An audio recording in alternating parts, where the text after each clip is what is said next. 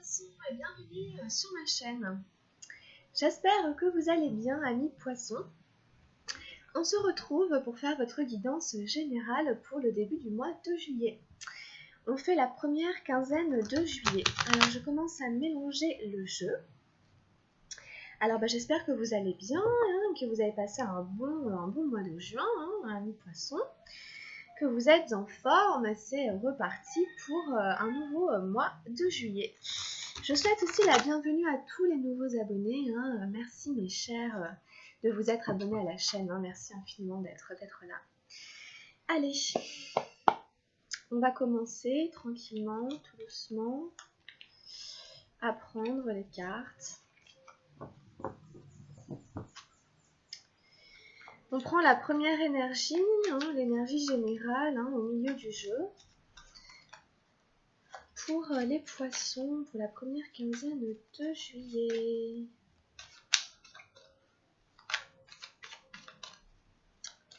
Quelle est l'énergie générale de nos chers poissons?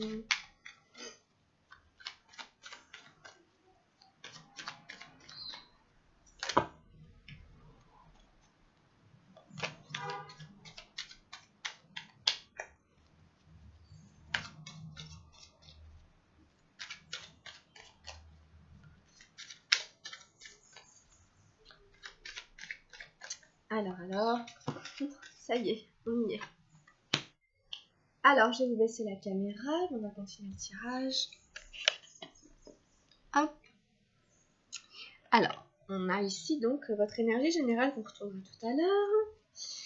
On prend les énergies de la matière, de la sphère matérielle pour les poissons début juillet.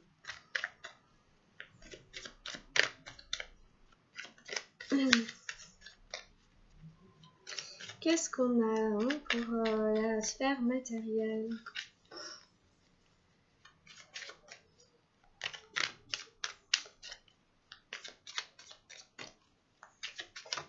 Oups. Ensuite, on regarde au niveau du mental. Qu'est-ce qu'on a dans la sphère mentale de nos poissons?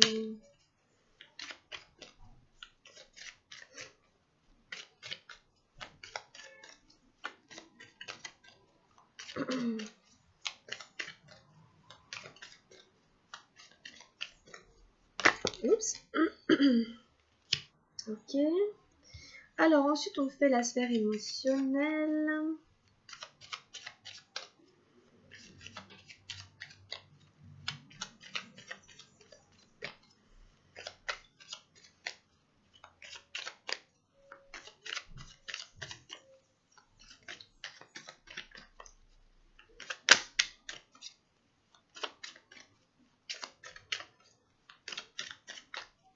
Alors la sphère émotionnelle des poissons. Ok, parfait. Et puis on fait la sphère spirituelle. Oups. Et voilà. Ça y est, le tirage est là. On va aller tout retourner. On a eu la patience pour vous en énergie centrale dans le tirage. En énergie générale. C'est une carte qui ressort énormément chez pas tous les signes, mais quasiment tous les signes pour début juillet. Je pense qu'il y a une notion dans cette carte de temporalité. Ça nous ramène aussi beaucoup à la lune, au cycle lunaire, mais ça peut aussi faire penser aux planètes, aux constellations en général. Et voilà, pour chacun d'entre nous, on sait de toute façon que cette année, elle est particulière. Donc, il y a des gros changements. Donc, on nous dit de faire preuve de patience par rapport à un projet, par rapport à une envie, une idée, une situation. Il y a une situation qui demande encore du temps. Donc, on ne peut pas lutter là-dessus. Le facteur temps ne dépend pas de nous. Alors, on a le 5 de feu ici, la totalité dans les énergies matérielles. Alors, on va aller tout retourner. On a la voix intérieure dans le mental, la 2 des arcanes majeures. Très bien, très chouette. On a le 4 des arcanes majeures, le rebelle dans les énergies émotionnelles. Et on a la 3 de feu, l'expérience de l'existence dans les énergies spirituelles. Donc c'est un beau tirage pour vous les poissons, hein, comme ça globalement. On a que des bonnes cartes. Donc on va tout reprendre. Hein. Ici avec la totalité, c'est le 5 de feu. Il y a une notion hein, d'être bien intègre avec soi-même et de bien considérer toutes les parties de soi. Vous voyez bien ici c'est un numéro de cirque et on a le trapéziste du milieu qui va aller récupérer les mains de celui qui est en face. Et du coup il est extrêmement concentré sur son action, sur ce qu'il est en train de faire. Ils sont tous les trois très concentrés. Mais c'est le personnage du milieu qui nous intéresse le plus. Puisque il peut pas lâcher, il peut pas s'accorder une seconde d'inattention, sinon il fait foirer tout le numéro. Vous voyez? Donc ici il y a une notion de bien considérer tous les paramètres d'une situation pour pas voilà, faire foirer tout le numéro. Donc vous transposez en fonction de la situation que vous vivez. En tout cas dans la vie matérielle, il y a une situation qui demande toute votre attention et à ce que vous examiniez bien tous les paramètres. Et par rapport à ça, justement, à mon avis, hein, c'est toujours un peu lié, on vous demande de faire preuve de patience. Surtout pas de précipitation, pas d'agitation, hein, on reste calme. Hein. Dans son mental, c'est pareil, vous avez besoin d'écouter votre vérité intérieure. Ici, c'est la petite voix intérieure. Vous avez besoin d'être vraiment à l'écoute, hein, en fait, hein, de votre ressenti, mais c'est aussi de votre intuition, d'accord? Donc ça va vous aider voilà, à passer cette étape, à faire les choix, à faire le nécessaire. Bon. La voix intérieure vous dicte toujours la vérité. La voix intérieure, c'est la justesse. C'est quand on sait, on sent qu'on est juste avec soi-même, qu'on n'est pas en train de se sacrifier, qu'on n'est pas en train de se corrompre, qu'on n'est pas dans le déni de quelque chose. Hein, et du coup, avec cette carte dans le mental, vous êtes très aligné, en fait. Il y a un alignement à avoir avec votre mental ici. Hein. Ici, on est dans l'intuition, dans les énergies lunaires. Les énergies lunaires reviennent énormément. Hein, donc, il y a une notion de cycle, il y a une notion aussi d'inconscient. Il y a une notion des choses sur lesquelles on n'a pas prise. Hein. Donc après, il y a plein de cas de figure. Hein. Vous pouvez aussi être vraiment dans un projet d'enfanter ici. Mais du coup, on vous dit de vraiment faire attention à tous les paramètres, de rester vigilant et de revenir à votre intuition, à votre sagesse en fait, à votre sagesse intérieure, qui sait instinctivement ce qu'il est bon de faire, ce qu'il est juste de faire, hein, voilà, ce qui est le mieux de faire pour tout le monde. Voilà, c'est un peu ça. Et ici, on a le rebelle. Le 4 des arcanes majeures. Donc on est encore dans des arcanes majeures, autant hein, du coup sur le plan émotionnel que sur le plan mental. C'est des énergies très fortes, très puissantes. Hein. Et donc du coup, ce rebelle ici, hein, il se rebelle, comme son nom l'indique. Vous pouvez avoir des émotions qui ont envie de crier, comment dire, des émotions qui viennent avoir envie de briser les conventions, les chaînes, les schémas. Vous pouvez vraiment ressentir des choses peut-être comme ça au niveau émotionnel. Vous voyez bien le rebelle, il se rebelle contre l'autorité, contre des choses qu'on lui inflige avec lesquelles il n'est pas d'accord. Donc, le rebelle, il peut paraître un peu violent, hein, mais évidemment, c'est la carte du chaman aussi. Donc, on en revient un peu à l'intuition, à la petite voix intérieure ici. Vous savez, en fait, instinctivement, vous êtes guidé et on vous invite vraiment à écouter vraiment votre petite voix. Si vous ne pensez pas comme tout le monde ou si vous avez des opinions différentes et tout, émotionnellement, ça peut vous remuer. Et il y a une notion ici d'être vraiment intègre, encore une fois, d'être vraiment authentique, d'être intègre avec vous-même. Hein. Le rebelle, il est vraiment dans son authenticité. Il fait pas semblant, il dit pas oui alors qu'il pense non, vous voyez. Voilà, il suit sa route, il suit son chemin, même si les gens parlent sur lui, le critiquent, disent ceci ou cela, rien ne le fera changer d'avis, puisqu'il a la connaissance intérieure. Et la connaissance intérieure, vous l'avez avec votre voix intérieure ici, avec votre sagesse. Vous avez la connaissance, vous avez le savoir, il est juste. Votre ressenti est juste. Votre intuition est juste. Donc, ce rebelle est là pour vous aider et vous accompagner à suivre votre route, à suivre votre chemin, quoi qu'il arrive. Hein. Donc c'est super bien, là c'est vraiment très très bien. Et puis on a l'expérience de l'existence, du coup la 3 de feu, dans les énergies spirituelles. C'est une très belle carte qu'il est super bien, je trouve, d'avoir dans son jeu et surtout au niveau spirituel. On nous parle ici en effet hein, de ressenti, encore une fois. On nous parle ici de prise de conscience que on ressent les énergies, les vibrations que tout est vivant et on peut ressentir hein, les énergies, les vibrations d'un autre individu, d'un endroit, d'un lieu, d'une plante, d'un arbre. C'est ce que représente la carte, hein, l'énergie de l'arbre hein, fusionne, enfin en tout cas le personnage ressent l'énergie de l'arbre et vice versa. L'arbre ressent l'énergie de la personne. Donc on est là-dedans. Et en fait, quand on a des perceptions comme ça, bah évidemment, ça influence hein, notre chemin. Ça influence notre chemin. Ça nous donne une autre vision hein, de la vie du monde et de sa manière de se relationner à son environnement. Donc peut-être que là, vous êtes sur une piste qui vous parle vraiment à vous-même, dans votre authenticité, dans votre singularité, dans ce qui fait aussi votre singularité, peut-être ce qui vous différencie, mais vous savez que c'est juste. Il y a beaucoup d'énergie, je vous disais, lunaire. Peut-être, voilà, il y en a, ils sont très connectés aux énergies de la Lune, aux énergies inconscientes.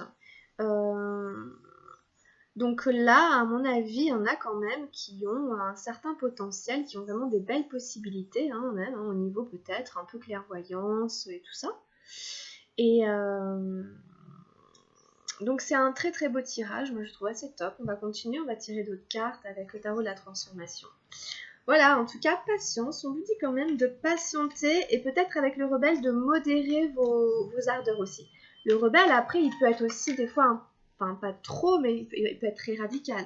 Et dans les émotions, il faut faire attention à pas non plus se retrouver trop rejeté ou être trop en rébellion, trop dans la confrontation avec les autres. Hein, chacun a le droit de penser ce qu'il veut. On n'est pas là pour essayer de convaincre les gens de penser comme nous. Ce qui est important, c'est de toujours rester intègre en fait avec soi-même dans sa vérité. Hein, et c'est là, c'est ok du coup. On a eu la transmutation et la lumière sur le chemin. La numéro 25 et la numéro 38 pour vous, avec le tarot de la transformation. Alors on va aller les lire. On va commencer par la transmutation. La méditation du cœur selon Atisha. La souffrance est naturelle. Il est nécessaire de le comprendre et de l'accepter. Bien entendu, nous avons peur de la souffrance et nous essayons de l'éviter. Ce qui explique que beaucoup d'êtres se sont détournés de leur cœur et font une fixation sur le mental. Ils vivent dans la tête. Il est vrai que le cœur engendre de la souffrance, mais uniquement parce qu'il donne du plaisir, c'est la seule raison. La douleur est le chemin que le plaisir emprunte. L'agonie est la porte de l'extase. Quand on prend conscience, on accueille la douleur avec gratitude et immédiatement, sa qualité se transforme. Vous n'êtes plus hostile envers elle. Et parce que vous ne lui êtes plus antagoniste, ça n'est plus de la douleur, elle devient une amie. C'est un feu purificateur, c'est une transmutation, un processus par lequel ce qui est vieux disparaît pour que le nouveau survienne. Une métamorphose par laquelle le mental disparaît pour que le cœur fonctionne dans son intégralité. Ce n'est qu'alors que la vie est une bénédiction. Il y a des notions ici intéressantes par rapport au mental, par rapport au cœur et tout ça.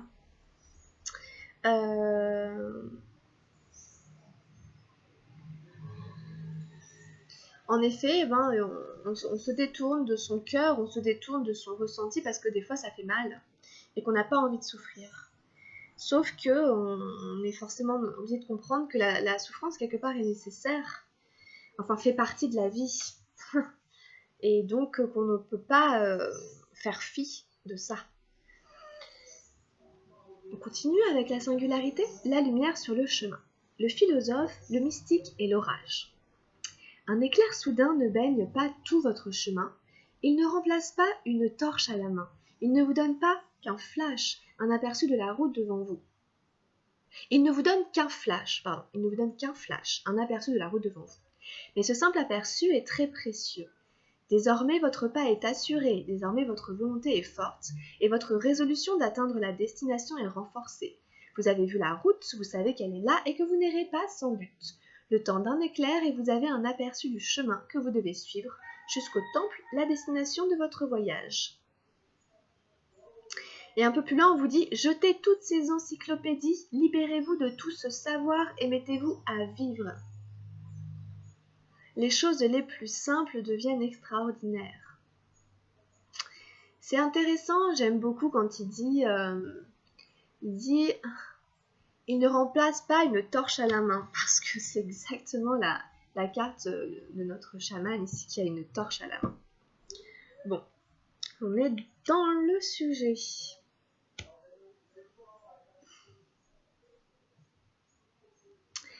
Alors, on continue avec un murmure de guérison. Qu'est-ce qui peut venir aider nos poissons pour début juillet? Alors évidemment, la guidance ne parlera pas forcément à tout le monde. En tout cas, voilà, prenez les messages qui vont vous servir. Et puis, si vous avez envie, vous pouvez m'envoyer un mail à camilledesil@gmail.com si vous voulez une guidance ou une consultation. Voilà, vous n'hésitez pas à essayer de me contacter. On a les barrières, la 13. Alors là, voilà, il y a pas mal cette notion de, du mental, mais il y a aussi cette notion de s'être protégé, d'avoir hissé des barrières, mais comme tout le monde, pour se protéger, mais qu'aujourd'hui elles sont obsolètes. Et on va vous inviter à en construire de nouvelles. Donc, vous avez érigé des barrières et des mécanismes de défense qui empêchent la guérison mentale ou émotionnelle. L'univers vous attend impatiemment et souhaite vous aider à guérir. Mais vous ne recevez pas les soins que vous désirez. Quelque chose bloque ou entrave votre rétablissement. L'obstacle est peut-être une mesure protectrice que vous avez mise en place pour garder votre cœur à l'abri des blessures. C'est un bouclier qui à première vue semble nécessaire et logique, cependant il empêche la lumière de la guérison qui vous est envoyée de pénétrer en vous pour soulager votre douleur. Les mécanismes de défense sont une réaction normale lorsque l'on est trompé, blessé, rejeté, abandonné ou maltraité. Vous avez peut-être conclu un pacte mental pour ne jamais vous laisser connaître de nouveau un certain type de souffrance. Une fois que le blocage est en place, vous trouvez sans doute difficile de parler de certaines situations ou de recevoir des informations rectificatives sur votre expérience. En identifiant la cause primaire de vos mécanismes de défense, vous ouvrez la porte à la guérison. Il vous faut décider de briser les murs que vous avez construits afin qu'ils puissent opérer. Une femme chevauche un dragon en vol au-dessus de l'océan. Le littoral est couvert de rochers pointus et semble totalement impraticable. Une fumée sort de la gueule du dragon comme s'il allait cracher le feu à tout instant. Vous avez créé une énergie de ce type avec les murs que vous avez érigés autour de vous. Souvenez-vous que la peur n'évite pas le danger. Ayez la volonté d'apporter des changements. Confiez à quelqu'un ce que vous avez renfermé en vous afin que le processus de guérison puisse démarrer. La lueur de la pleine lune se posera sur la moindre chose que vous serez prêt à libérer. Les vagues en furie montrent que cela n'est pas si facile de vous laisser aller. Cependant, l'eau en mouvement purifie et permet d'avancer. Les étoiles dans le ciel sont vos bienfaits. Elles indiquent que de nombreuses ressources sont prêtes à vous assister pour votre libération. Alors là, c'est pareil, on est en plein dans le sujet. Alors, il y a une ou deux choses qui m'ont fait sourire. Il y a cette histoire un peu du pacte mental. Il y a cette histoire de lune, de lumière, qui revient beaucoup. Cette histoire aussi du cœur qui est peut-être un petit peu enfermé, un peu trop enfermé. Bon, en tout cas, à mon avis, vous avez réagi aussi quand ça a fait écho au tirage.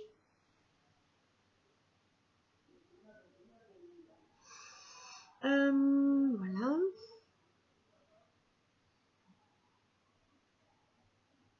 Je regarde. Je trouve plus. Bon, c'est pas grave.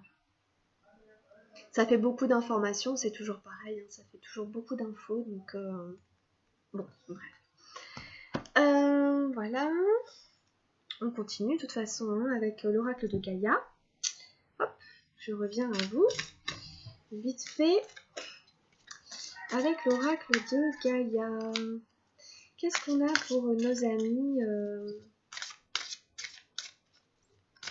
Poissons pour début juillet?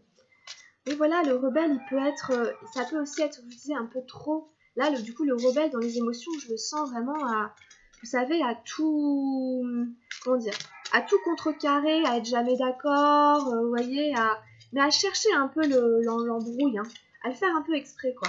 Alors, je sais pas hein, si vous êtes comme ça, hein, ça vous parle. Hein. Mais en tout cas, en fait, c'est intéressant parce qu'il est dans les énergies émotionnelles, donc c'est que ça touche votre corps émotionnel et que ça fait voilà, résonance avec le reste hein, du tirage. Alors, ouais, je pense que là, le rebelle, il est plus comme ça, donc les barrières, les chaînes à briser sont vraiment à l'intérieur de vous. Hein.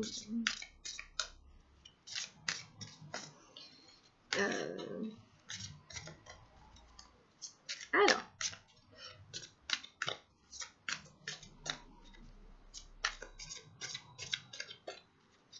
qu'est-ce qu'on a avec Gaïa?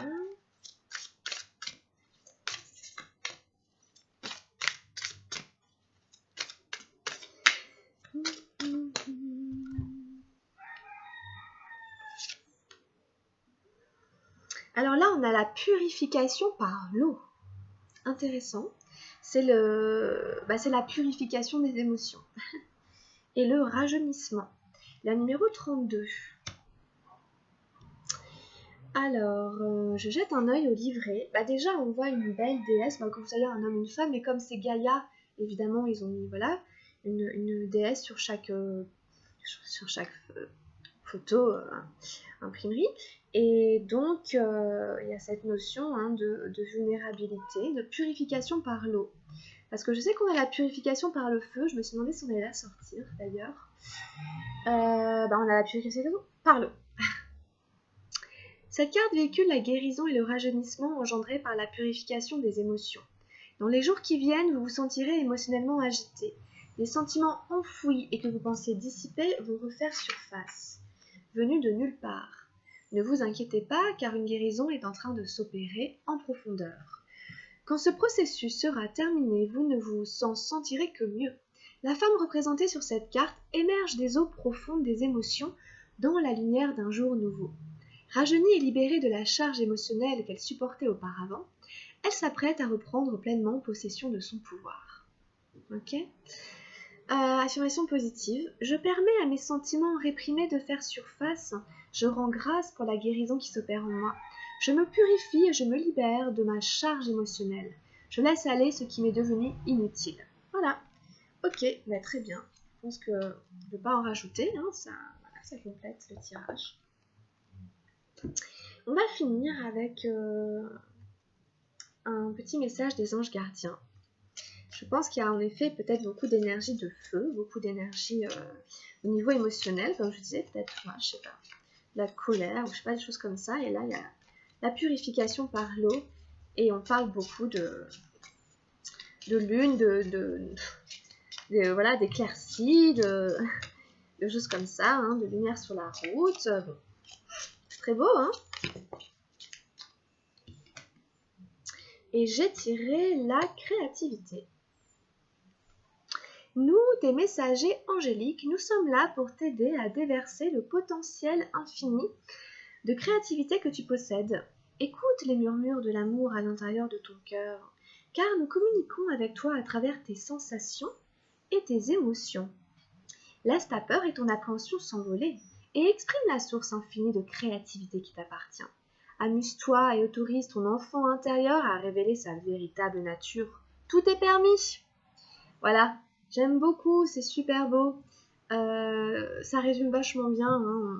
Ça résume vraiment bien tout le tirage en plus, je trouve vraiment quelques mots quoi. Donc voilà, je ne vais pas insister, vous pouvez la lire de vous-même, je la laisse un petit peu là, reprendre les phrases qui ont fait écho au tirage. Et voilà les amis poissons, on a terminé pour début juillet. C'était votre guidance générale. J'espère que vous aurez aimé. Et bien si c'est le cas, n'hésitez pas à vous abonner ou à liker. Et puis moi, je vais à votre guidance sentimentale tout de suite derrière. Si vous connaissez votre signe ascendant, vous pouvez aussi jeter un petit coup d'œil à la guidance qui le concerne. Voilà les amis poissons, prenez bien soin de vous. Je vous embrasse très très fort et je vous dis à la prochaine. Bisous, bye.